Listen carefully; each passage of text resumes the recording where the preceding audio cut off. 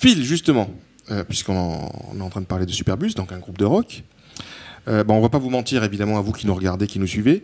On se connaît depuis plusieurs années, hein, car c'est avec Philippe que j'ai fait mon premier groupe. Et oui, on a fait... Enfin, toi, c'était peut-être pas ton premier groupe ? C'était mon deuxième. Deuxième groupe, eh oui. Ouais. Il y a quand même une sacrée différence d'âge, hein, à peu près 2 ans. Donc d'ailleurs, à l'époque, j'avais presque 16 ans. Le groupe s'appelait Duel.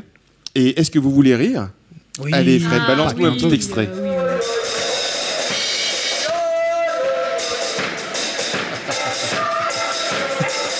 Oh my god. C'est oui. du reggae roots, hein. Mega roots. Hein. C'est en couleur quand même. Hein. Ouais. Alors les pixels que vous voyez à l'écran, c'est Philippe là. Et le gros pixel derrière la batterie, c'était moi. J'aimais bien la pédale Metal Zone. Alors là, ouais, là c'est enregistré avec du son pro. Hein. Ouais. Oui, oui, Là, ça il y avait du s'entend. 43 pistes, hein, je crois. Donc maintenant qu'on est dans le bain, il faut quand même dire aussi que tu es le frère de Fred. Aussi. Eh oui. Ah, Et c'est comme ça qu'on s'est quel connus. truc. Et oui, parce qu'au collège, on était ensemble avec Fred. Ok, maintenant qu'on a posé le décor, je vais tout de suite commencer par dire que je suis super admiratif de ton parcours et de ta ténacité, car monter un magazine gratuit, en plus, c'est pas simple. Et en plus, ça fait 20 ans. Et faire en sorte que ce magazine soit devenu incontournable pour tous les jeunes qui veulent sortir le soir, découvrir des salles de concert, bah, c'est vraiment incroyable. Donc déjà, bravo et Chapeau. je voulais applaudir. Bah, c'est Parce que gentil. c'est vraiment ce que je pense. gentil, merci.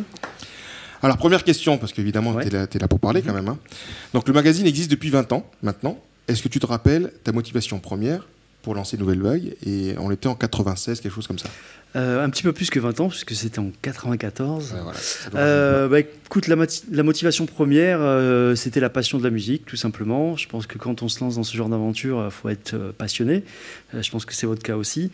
Voilà, donc c'était ce que j'avais au départ, c'est ce qui m'a toujours porté et c'est ce qui me fait continuer encore après 22 ans.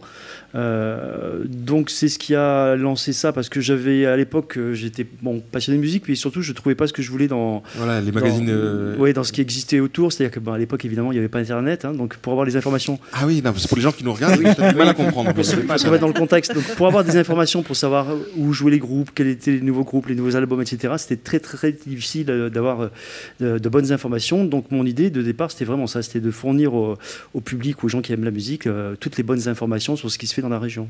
Ouais, Et ouais. c'était très bien fait. Hein. Ouais. Ça rendait vraiment service. hein, Et pour donc, le coup. le premier comment on dit pas épisode, le premier magazine, Numéro. c'était Fanzine. Alors, c'est quoi la différence entre Fanzine magazine déjà ? Fanzine, on va dire que c'est une démarche très fan, oui, forcément, comme le nom l'indique, et qui est moins professionnelle, mais voilà, qui est... Ça évolue en un magazine. Voilà, on va dire que j'ai fait sous format fanzine pendant 1 an, et puis quand j'ai vu que j'avais la matière pour continuer et que ça me plaisait vraiment, je suis passé, on va dire, à l'étape supérieure, qui était un magazine imprimé, et là, voilà, donc c'est vraiment un vrai magazine Aujourd'hui. avec... Donc, Oui. si on retourne en 94, Ouais. donc, premier fanzine, Numéro. premier numéro qui est sorti, c'était suite à une compilation, La Plage. Voilà, j'avais fait une première, on va dire, je me cherchais un petit peu à l'époque, donc je savais que je voulais faire quelque chose dans la musique, mais pas forcément dans quoi.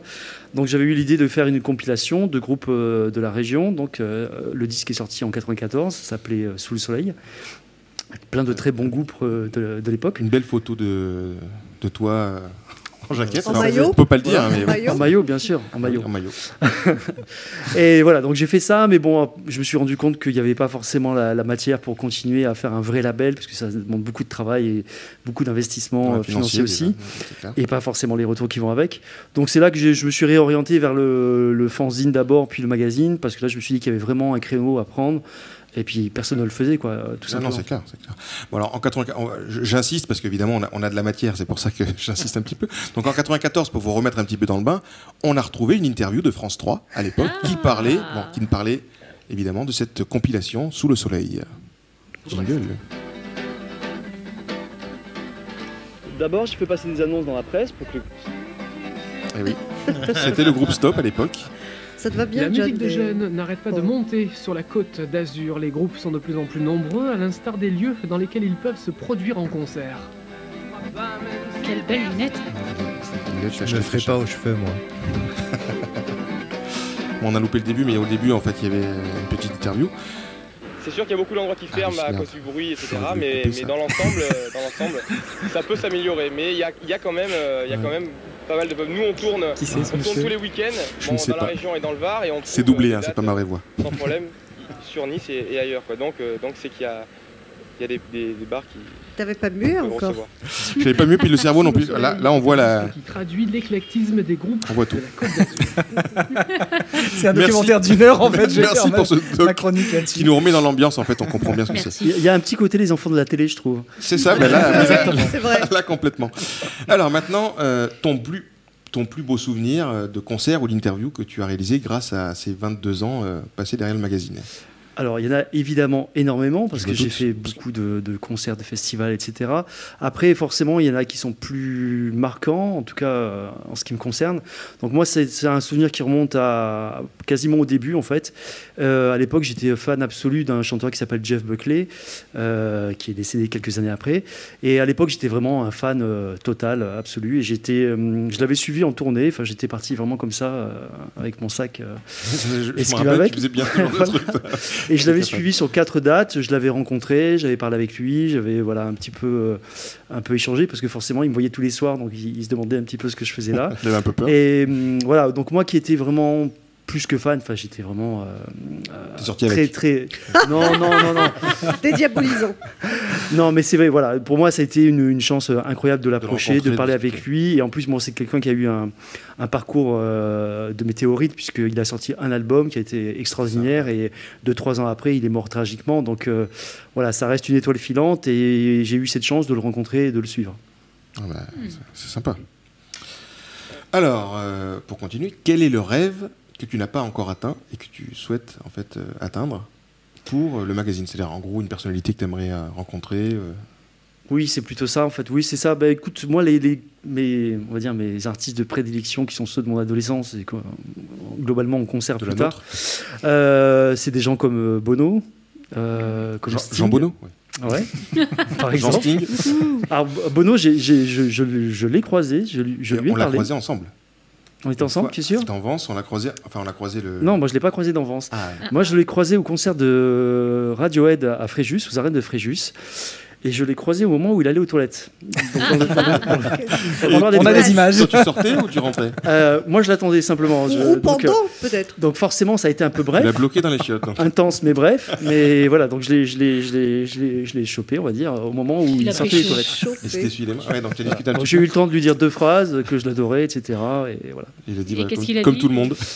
Il m'a dit merci beaucoup, c'est gentil, Ah. puis il est retourné. Ah, ouais. Donc ça serait une des idoles que tu aimerais maintenant rencontrer de façon plus Oui, parce que là, professionnelle. c'était bref. Voilà, donc j'aimerais bien, oui, une vraie rencontre. Surtout qu'ils habitent dans la région. Donc c'est peut-être. Voilà, donc c'est vrai que à l'occasion, j'ai un peu traîné devant chez lui aussi. Bon, enfin, je suis pas un Ah oui, psychopathe, hein, je oui, rassure tout c'est le monde. Mais Tu fais flipper. non, mais tout le monde sait où il habite. Hein. Il Ah non. a une Non, maison sur la non, plage à côté de la gare d'Aise. Enfin, tout le monde le sait. Ah, d'accord, ok. Donc voilà, je me suis rendu une fois là-bas, bon, espérant le voir, mais enfin il n'est pas forcément souvent. Non, mais c'est vrai que c'est quelqu'un qui m'a marqué dès ma plus tendre enfance et que j'aimerais vraiment rencontrer, vraiment. Ouais, et faire une interview un peu plus poussée, quoi. Voilà. Surtout qu'ils sont Exactement. toujours à la. Enfin, moi, ce que je trouve, c'est qu'ils sont toujours à la pointe. Ouais, ils se maintiennent, voilà. C'est pas évident pour un groupe qui a une carrière de maintenant de Ah. presque 40 ans. Hein, Tu parce te qu'ils rappelles ont... de discothèque, t'es sûr, toujours à la pointe Ouais. Ah, non, il y moi, a eu j'ai quand même adoré, cette- j'ai adoré tous les Hein albums. Tous les Ah, inédits, il les albums. y a eu des hauts et des bas. C'est sûr que c'est plus la grande époque, mais enfin, ils ont Ah, 40 ans de le carrière. dernier live, je sais pas si vous avez regardé le dernier live à Paris, Mhm. avec le mur de LED, là, où ils jouent à Ouais. l'intérieur. Au niveau technologique, ils ont C'est réussi à impressionnant. rester à la pointe. C'est impressionnant. Très bien. Ouais, Et ils ont toujours su musicalement. quand même capter l'air du temps. Donc des fois, parfois, c'est vrai qu'ils étaient peut-être un petit peu moins pertinents. Comme Johnny Hallyday. Tout Ah à non, fait. je rigole. C'est cela, Juste pour Internet, donc on a, parce qu'il y a du monde qui est arrivé entre-temps, on dit bonjour à Daniel, on dit bonjour à Sarah, on dit bonjour à Alex, et on a aussi, pareil, des fans de YouTube, hein, puisqu'on a... Ah non, mais du tout, c'est sûr Voilà. qu'on aura du mal à trouver des Ouais, gens qui là, n'aiment pas. Franchement, 40 ans, c'est clair que ça fait. Alors, bah tiens, puisqu'on y est, le prochain magazine sort demain, Exactement, le numéro de novembre sort demain, donc c'est le numéro 229. 229 déjà. Quand Donc même, le ouais. sommaire, est-ce que tu as des petites choses à nous donner? Alors, je vais essayer de me rappeler, oui. Donc en couverture, il y a The Cure, qui est continue. un groupe, oui, qui continue, Et qui ils a sortent quelque sorti un nouvel album il n'y a pas très longtemps, que j'ai pas eu l'occasion d'écouter encore. Moi non plus. Et ils font une tournée avec une date en novembre sur Montpellier, qui est sold out, je crois, parce que c'est la seule date dans la région. Mais bon, en tout cas, bon, c'est quand même un événement. Hein, voilà. Clair. Je les ai jamais vus, moi. Moi, je les ai vus il y a très longtemps aux arènes de Fréjus aussi. Et Ah voilà. ben, c'était il y a très longtemps, il y a 25 ans alors, non? Il y a longtemps. Parce que je crois que Non, c'était il y a 30 ans. C'était à l'époque de... je crois que j'avais... The Head on the Door. J'ai perdu ma place. À l'époque, je te jure. J'avais une plaque au collège, enfin non, au lycée plutôt. Ben, moi j'en profite, tiens, on parle de Cure, j'en profite pour annoncer un scoop aussi pour tous nos auditeurs, puisque nous sommes fiers de devenir partenaires de Nouvelle Vague.